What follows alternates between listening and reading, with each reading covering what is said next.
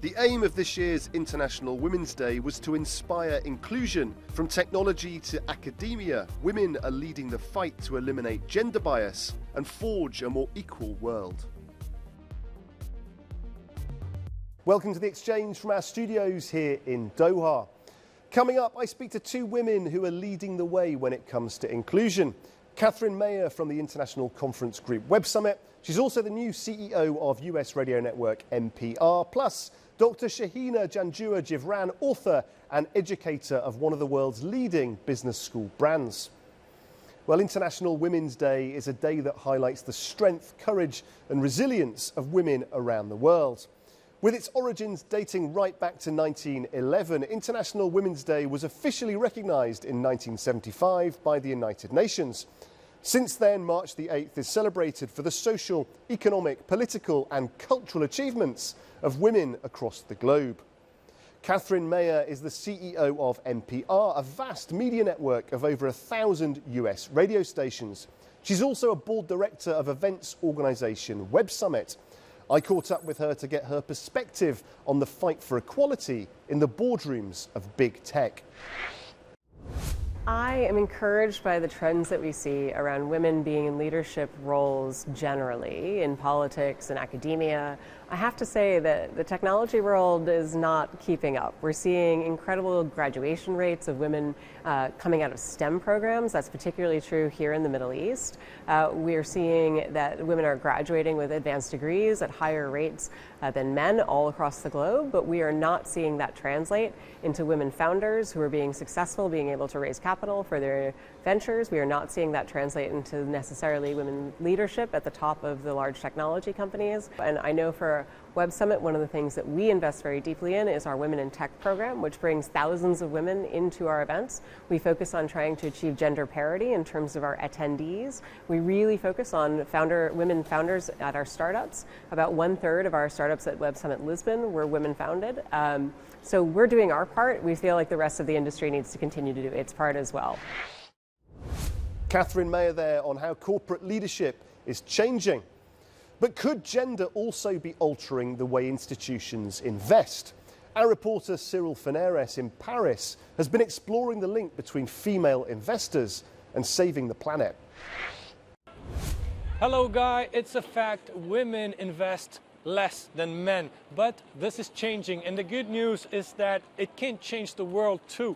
We talked to Katrina Bonin, the president of Europe's first network of women business angels. Merci d'être avec nous. Parlez-nous de cette nouvelle génération d'investisseuses. Elle est formidable, cette nouvelle génération d'investisseuses. L'essor des crypto-monnaies ou l'essor des startups a fait que maintenant, on parle beaucoup plus argent et investissement dans les jeunes générations et que ce sont elles qui sont les plus motrices parmi la communauté des femmes investisseuses. Vous notez aussi une accélération de l'investissement à impact chez les femmes. Expliquez-nous.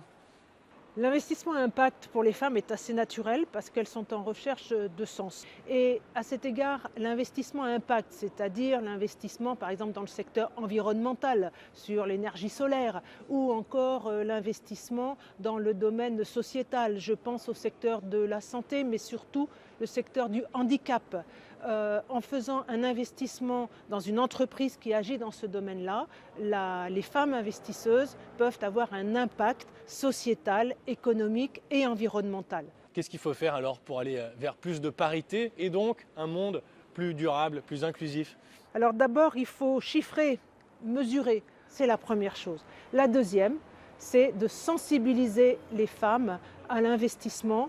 Et pour ça, il faut commencer à parler de l'investissement et de l'économie à l'école. That's it, Guy. As you can see, there's still a long way to go, but the momentum is right. So what can be done to maintain this momentum? I spoke to Dr. Shahina Janjua-Jivran, Associate Professor in Leadership and Innovation at HEC Paris Business School in Qatar. She's also an award-winning author. And I started by asking her about the glass ceiling and what steps employers and women should adopt to smash through it. The glass ceiling is still a thing, but actually there is another area we need to pay a lot more attention to, and that's it's got two names. Either it's called the sticky floor or the broken rung. If women don't get the right support from their direct line managers, that's the point at which they leave the organisation. What's your message to CEOs over the next sort of 2 to 5 years? It's not enough to walk the talk. It is really throwing resources, investing in it. This is what makes a difference for women's careers. So lots of challenges, but is there also hope? Pre-COVID, the World Economic Forum had estimated it would take 100 years to reach gender parity. That data last year is now at 131 years. So we're talking about 5 generations. And that's really where the problem is, that there is a lot of work going on, there's a huge amount of activity. We have International Women's Day, but it's not enough. We need leadership commitment to it.